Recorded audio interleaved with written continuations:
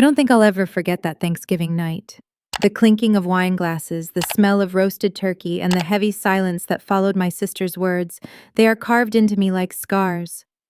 I am 34 years old, and for the first time in my life, I was told I was no longer family. Not by some distant relative, not in a fit of drunken rage, but in a carefully orchestrated announcement, complete with applause. They thought it would break me. And in a way it did. But it also set me free. The moment itself felt strangely slow.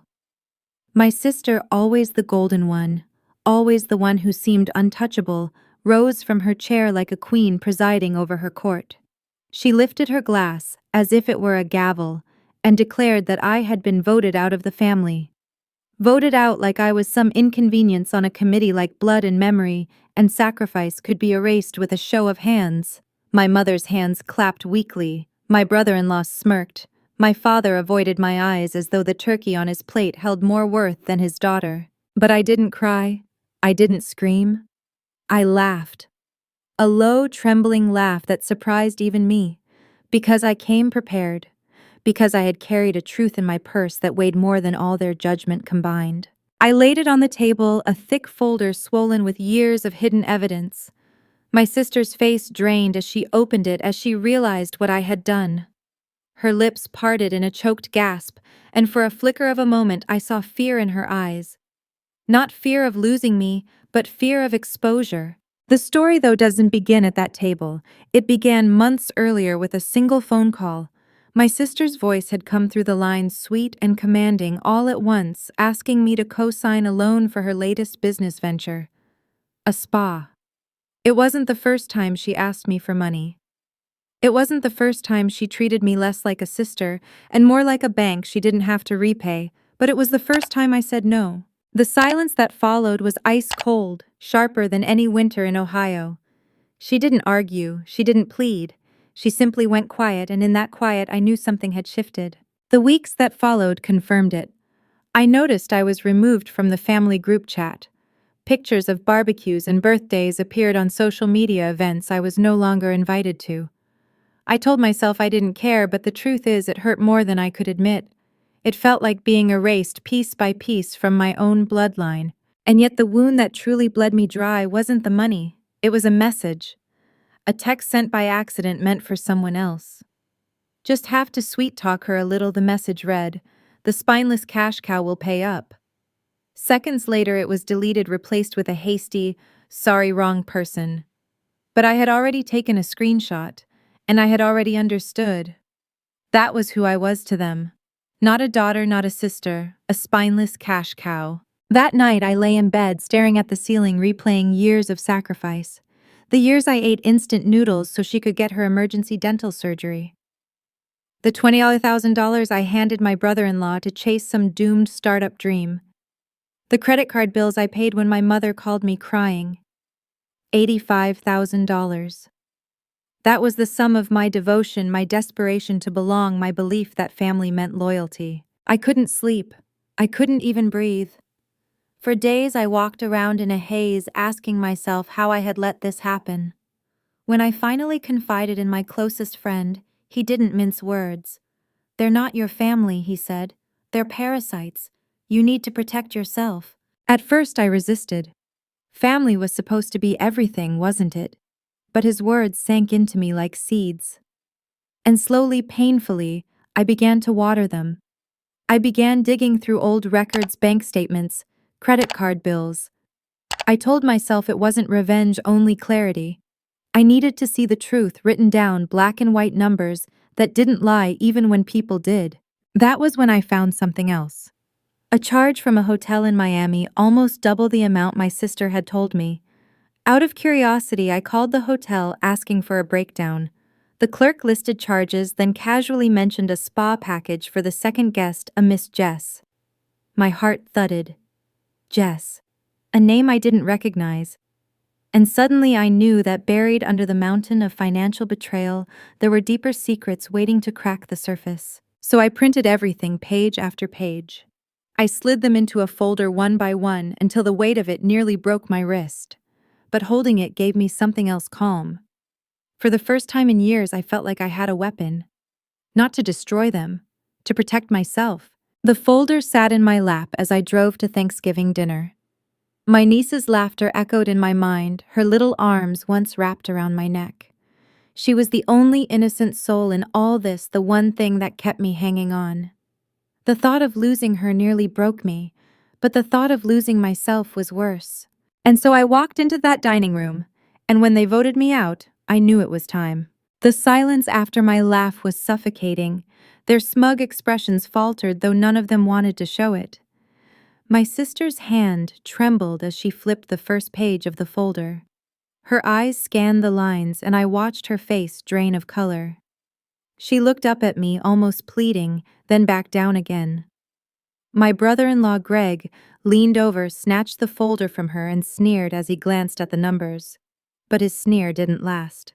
It was a simple spreadsheet, columns of dates, amounts, and recipients stretching across the years. Every dollar I had handed over, every sacrifice that had hollowed me out, laid bare in black and white. At the bottom, in bold red letters, was the total $85,420. Greg's eyes widened. My father finally looked up from his plate, his cheeks flushed red. My mother pressed her napkin to her mouth as if trying to hide the shame, or maybe to stop herself from speaking. "This is a private matter," she stammered, her voice thin. "No," I said, my voice steady. "It stopped being private when you all sat here clapping like my exile was some kind of show." I flipped another page for them. The screenshot glared up at them, the words "spineless cash cow" glowing like a scar branded onto my skin. My sister's lips parted, trembling.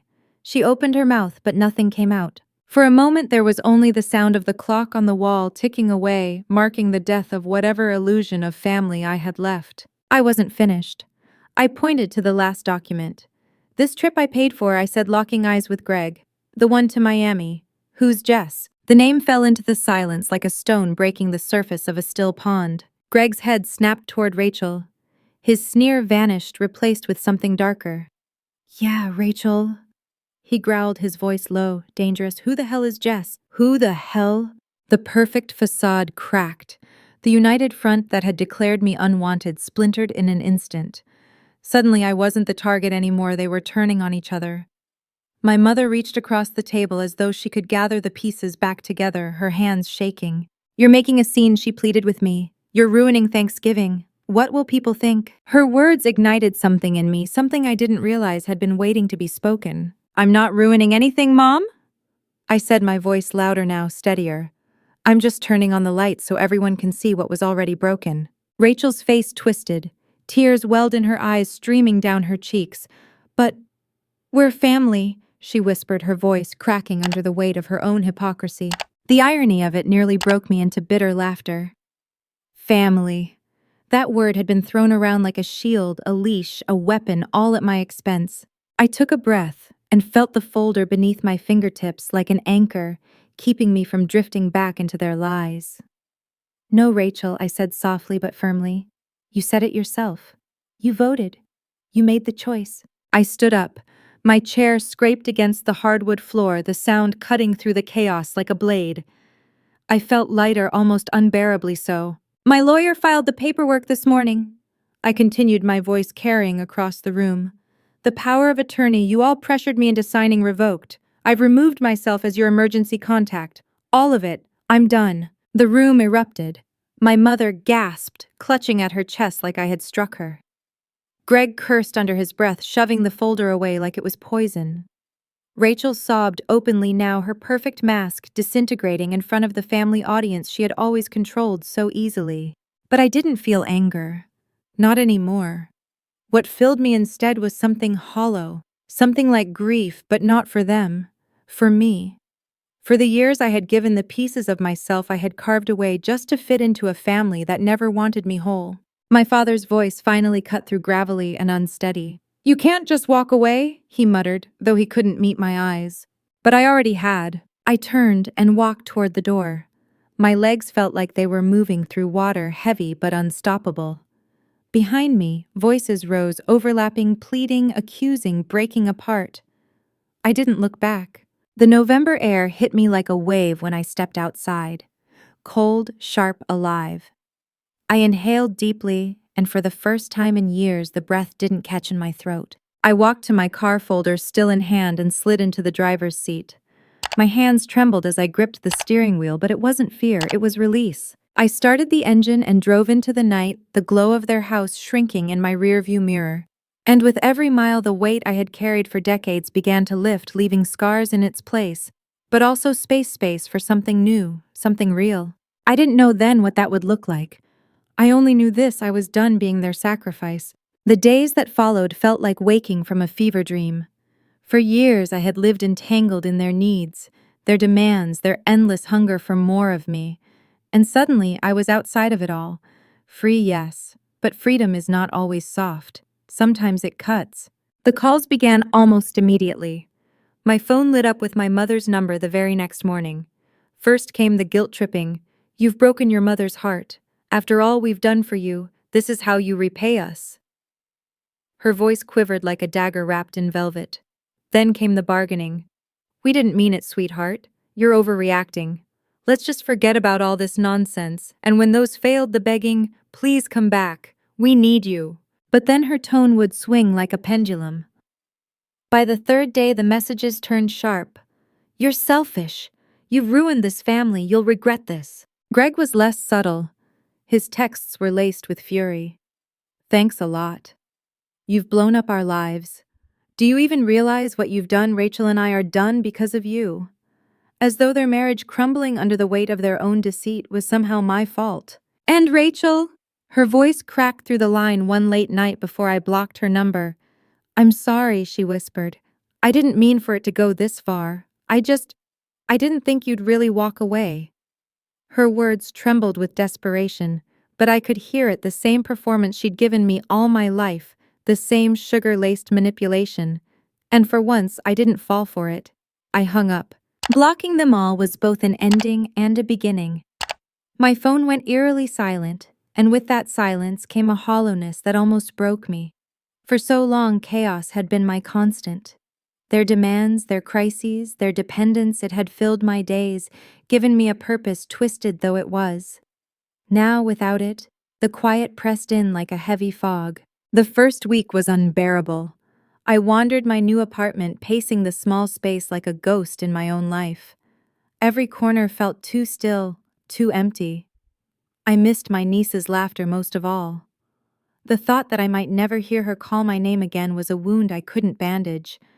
Sometimes I'd wake in the middle of the night clutching my pillow as though I could hold on to her memory before it slipped away. But slowly, painfully, the silence began to change. It shifted from suffocating to spacious, from absence to possibility.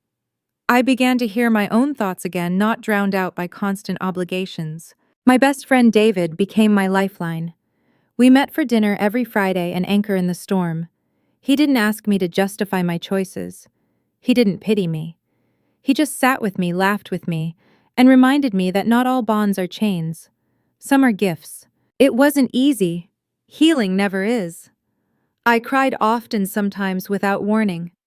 A commercial on TV about family gatherings, the sound of a child's laughter in the park, even the smell of cinnamon in a coffee shop could bring me to my knees. But each time I got back up, and each time it felt a little less impossible. I began building small rituals, buying fresh flowers for my kitchen table every Sunday, brewing coffee slowly in the mornings, savoring the quiet instead of fearing it, taking long walks after work, letting the rhythm of my footsteps soothe me. For the first time in years, I was doing things not because someone needed me to, but because I wanted to. And with every small act, I felt pieces of myself returning. The girl I had buried under years of servitude, the woman I had silenced in order to play the role of provider, of fixer, of spineless cash cow, she was emerging, cautiously, tenderly. Still, grief lingered like an old shadow. I missed Mia terribly. Sometimes I wondered if she asked about me, if Rachel lied to her about why I was gone. That was the wound that would never fully heal. But even in that grief, I began to understand something: love does not always mean staying. Sometimes the truest act of love for yourself and even for others is to walk away. 6 months passed in this strange rhythm of loss and rebirth. The calls had stopped, the texts had dried up, And in their absence, I realized something profound. They needed me far more than I ever needed them. 6 months. Half a year since I walked out of that house, folder in hand, leaving behind the people who had raised me, used me, and finally voted me out like I was a stranger. Time has a strange way of stretching and shrinking. Those 6 months felt both endless and fleeting. Some days I still woke up with the ache of loss pressing against my chest, and other days I caught myself smiling at nothing, realizing I hadn't thought about them in hours. Both were victories. I had moved to a new city, into a small apartment that was entirely mine. Every object inside those walls belonged to me, not a remnant of someone else's debt, not a relic of guilt. My couch was second-hand, my bed modest, my shelves half-empty, but they were honest. And in that honesty, I found comfort. At first, the quiet had been deafening. I remember standing in my kitchen one evening, the refrigerator humming softly, and realizing there was no chaos waiting for me. No phone buzzing with another crisis, no one leaning on me until I broke. Just silence. It terrified me, but slowly I learned to sit with it. Slowly, silence became a friend. I filled it with things I had forgotten I loved. Books stacked by the bed, waiting for me to lose myself in their pages. Music echoing through the apartment as I cooked dinner for one, dancing barefoot on the cool tile. Journals filling with words that no one would ever demand to see, no one would twist or weaponize against me. My life in fragments was becoming whole again. David remained my anchor. Our Friday dinners became sacred. We talked about everything: work, dreams, disappointments, silly things that made us laugh until tears rolled down our faces.